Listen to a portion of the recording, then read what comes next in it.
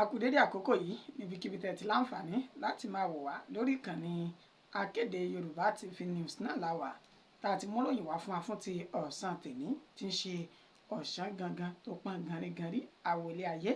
Orúkọ tèmi làyànfẹ́ Elédùmarè. Ẹ gbọ́ àwọn ìròyìn náà lẹ́kùnrẹ́rẹ́ bí ó ṣe lọ.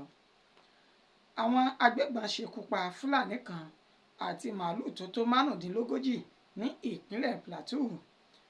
Ní ìjọba ìbílẹ̀ Bákínládì ní ìpínlẹ̀ Plateau, òun ni ìṣẹ̀lẹ̀ láabi ti ṣẹlẹ̀ ní èní tí ń ṣe ọjọ́ keje oṣù kẹta ọdún tí a wà yìí, pẹ̀lú wọ́n ṣe ní àwọn agbébọn kan tí wọ́n wà lórí ọ̀kadà tí wọ́n ya wọ agbègbè Bákínládì ni wọ́n ṣí iná ìbọn bolẹ̀ tí wọ́n sì dẹ́mi adaran kan Fúlàní tó jẹ́ ọmọ ọdún mẹ́tàdínlógún tí wọ́n dẹ́mi rẹ̀ légbodò lásìkò tí wọ́n rọ òjò ìbọn kalẹ̀ yìí.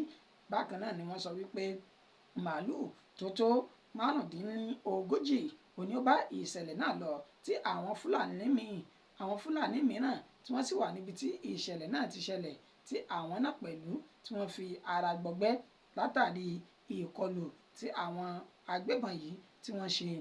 Ẹni tó jẹ́ gómìnà ní ìpínlẹ̀ Plateau ọ̀hún èyún Caleb Mutfwang ó ti wá fi ìròyìn síta wípé inú òun kò dùn sí ìṣẹ̀lẹ̀ yìí.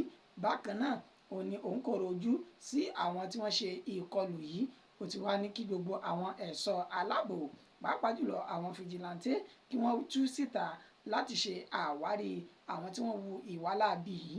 Bákan náà ni ọba mọ̀lẹ́bí Fúlàní èyí tí ó bá ìkọlù náà tí ó bá lọ, ó sì bá wọn kẹ́dùn lórí dúkìá wọn èyí tí àwọn agbébọn náà tí wọ́n ṣe ní ìṣekúṣe. Ní ìpínlẹ̀ Jigawa, àwọn adigunjalè já okùn ẹ̀mí ènìyàn mẹ́ta ní ọjọ́ ìṣẹ́gun tí ń ṣe ọjọ́ karùn-ún oṣù kẹta ọdún tí a wà yìí. Ó ní ìṣẹ̀lẹ̀ láabi ọ̀hún ni ó ṣẹlẹ̀ ní ìpínlẹ̀ Jigawa. Ẹni tó jẹ́ alukoro iléeṣẹ́ ọlọ́pàá ní ìpínlẹ̀ náà DSP Lawan Shizu tó fi ìdí ìṣẹ̀lẹ̀ náà múlẹ̀. Ó ní ó sọ wípé àwọn adigunjalè kan ni wọ́n ya bo agbègbè tí ìṣẹ̀lẹ̀ yìí ti ṣẹlẹ̀ tí wọ́n sì rọ òjò ìbọn kalẹ̀ tí ẹ̀mí èèyàn mẹ́ta tí ó sì bá lọ. Wọ́n gba ọ̀kadà àwọn ènìyàn mẹ́ta yìí tí wọ́n sì fi ẹsẹ̀ fẹ́ tí wọn ò mọ àti lọ àti bọ̀ ibi tí àwọn adigunjalè náà tí wọ́n wà fún àkókò tí a fi ń kó ìròyìn jọ yìí. DSP ọ̀hún wá fi ìdánilójú lélẹ̀ wípé àwọn yóò ṣe ìwádìí àwọn tí wọ́n ṣe ìkọlù yìí, àwọn adigunjalè tí wọ́n dá ẹ̀mí ènìyàn mẹ́ta ọ̀hún légbodò pẹ̀lú bí wọ́n tó ṣe gba dúkìá wọn tí wọ́n jí gbé sá lọ ní ìpínlẹ̀ Jigawa. Iléeṣẹ́ ọlọ́pàá ní ìpínlẹ̀ Ebonyi ti fi páńpẹ́ òfin mú àwọn afurasí ọ̀daràn méjì kan tí wọ́n lu ọlọ́pàá kan pa ní ìpínlẹ̀ náà. Ní ọ̀daràn méjì tí wọ́n ní wọ́n fi ẹ̀sùn dídí pàǹpá àti gbígbẹ̀mí ènìyàn tí wọ́n fi kàn wọ́n náà ní Anthony Odeh àti Amachi Chibuke. Wọ́n ní ìjọba ìbílẹ̀ Oaku ní Oaku. Bákan náà ni wọ́n ti gba ẹ̀mí ọlọ́pàá kan tí wọ́n pe orúkọ rẹ̀ ní Emeka Kefin tí ń ṣiṣẹ́ ní ìjọba ìbílẹ̀ Oaku.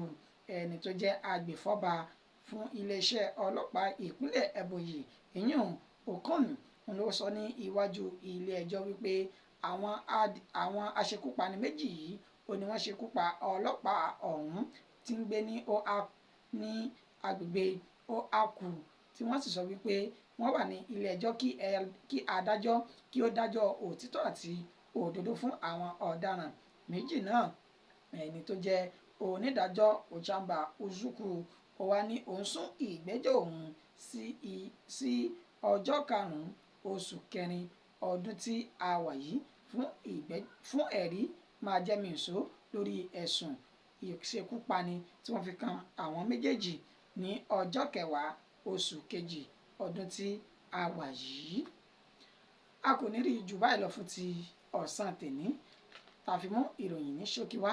Ẹ tún pàdé wa nírọ̀lẹ́ òní bàtà tó máa mú ìròyìn míì wá àti ètò mìíràn lórí bí ó ṣe ń lọ nílẹ̀ káàárọ̀ oòjíire. títí di àkókò náà àtèmi àtẹ̀yin àní kúkú òjijì a sì ní rogun àdánwò tí ó le ju kádàrá àti ẹ̀mí wa lọ títí di àkókò náà orúkọ tèmi ò ní yí padà àyànfẹ́ Elédùmarè yín ni ó dàbọ̀.